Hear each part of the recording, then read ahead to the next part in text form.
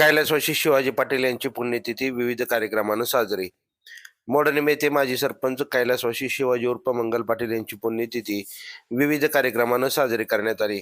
पुण्यतिथीनिमित्त मोडणी ग्रामपंचायतीमध्ये श्री यमाई देवी मंदिर ट्रस्टच्या वतीनं आयोजित केलेल्या रक्तदान शिबिरास रक्तदात्यांनी उत्स्फूर्त प्रतिसाद दिला.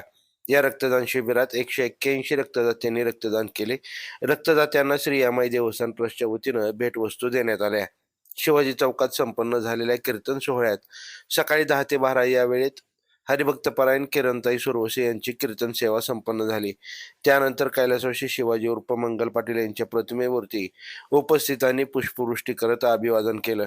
कैलासवासी शिवाजी उर्फ मंगल पाटील यांच्या पुण्यस्मरणानिमित्त अन्नदानही करण्यात आलं.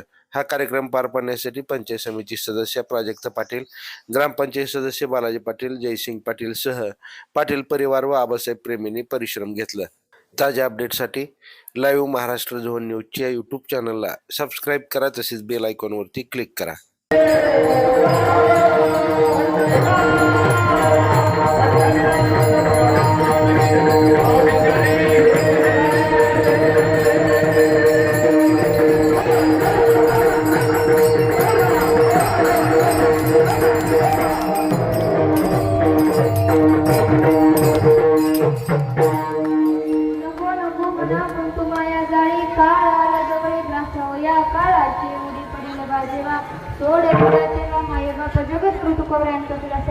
सर्वांच्या पाठांतरातला आणि सगळ्यांना समजेल अशा भाषेतला अभंग आज कैलासवासी मंगलाबा पाटील उर्फ आबासाहेब यांचं 5वं पुण्यस्मरण आणि या पुण्यस्मरणानिमित्त आयोजित असलेला सुंदर सोहळा.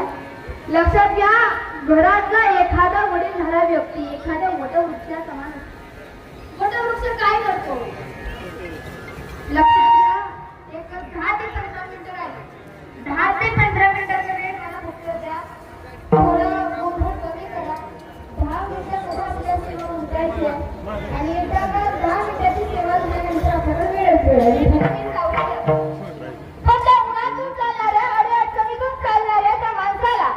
जेव्हा जे कारण झाले गांधले त्याचे म्हणे जो आपले तो जी साधन ओळखावा देवते खूप जाणावं ही भावना त्या व्यक्तीच्या अंतःकरणात होती.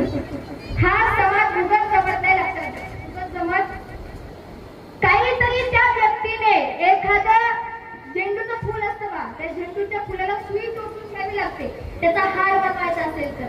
माणसाच्या जीवनाचं तसंच आहे. हा समाज बांधून ठेवण्यासाठी सुद्धा कितीतरी अडचणीला सामोरं जावं लागलं, कितीतरी प्रयत्न केले असतील. तेवढ्या प्रेमाने तेवढ्या आपुलकीने हा समाज एकत्रित बांधला. आज ज्याप्रमाणे मी मगाशी म्हटलं, माणूस माणूस म्हणून जगताना त्याचा अर्थ जेव्हा तो व्यक्तिमत्व म्हणून जगत असतो तेव्हा त्याच्या जीवनाला खरा अर्थ आहे. आज खऱ्या अर्थाने पाहायला गेलं, आपल्या आबासाहेबांचा जो वारस आहे, आपण म्हणतो जगी येईचा बाप व्हावा, त्यांचा वंश मुक्तीचे जावा.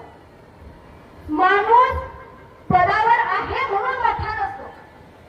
माणूस त्याच्या कर्माने श्रेष्ठ असतो आणि तिथं गेलं.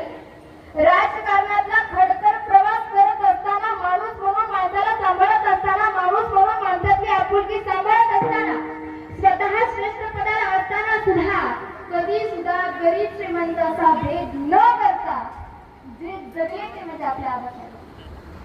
आज पण प्रत्येकाला त्यांचं असं वाटतच नाही की जाऊन 5 वर्ष झालं, अजूनही वाटत ते आपल्यात आहे. परंतु आज त्यांचे जो वारसा आहे, विचारांचा वारसा, त्यांचे दोन्हीही असणारे सुपुत्र आपले बालाजी काका असतील, जयसिंग काका असतील, यांच्या विचारांच्या माध्यमातून आज आपण पाहतो.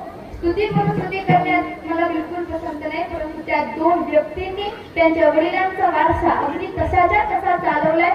त्यांनी दिलेले विचार, त्यांनी दिलेले संस्कार जे असतील त्या विचारांवर चालणार हे दोन्ही पण आहेत. आणि तुम्हा सर्वांच्या विश्वासाचं जे प्रतीक आहे ते प्रतीक आपण एका महिन्यापूर्वी पाहिलं, ते म्हणजे पंचायत समितीच्या सदस्य म्हणून आपल्या प्राजक्ता काकूंची निवड झाली. त्या सन्मानाचं, त्या पदाचा जो सन्मान आहे, तो सन्मान म्हणजे तुम्हा सर्वांच्या विश्वासाचा सन्मान. तुम्हा सर्वांनी ठेवलेला विश्वास आणि त्या विश्वासाचं केलेले हे सार्थक आहे.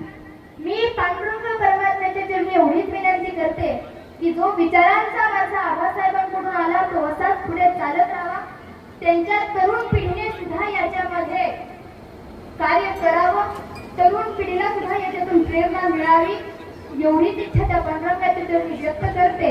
आणि खऱ्या अर्थाने पाहायला गेलं तर ज्याप्रमाणे मी मगाशीच म्हटलं की माणूस चालायला लागला तर सोबत 10 जणांनी चालावं, बसायला लागला सोबत 10 जणांनी बसावं. येतो उदित एखादा माणूस गेला तर ऐकणाऱ्याच्या डोळ्यात टचकेली पाणी यावं इतकं माणसाला गोड जगावं. आणि एवढा आबासाहेब गोड जगले म्हणून त्यांच्या पुण्यतिथीचा हा सोहळा विठ्ठला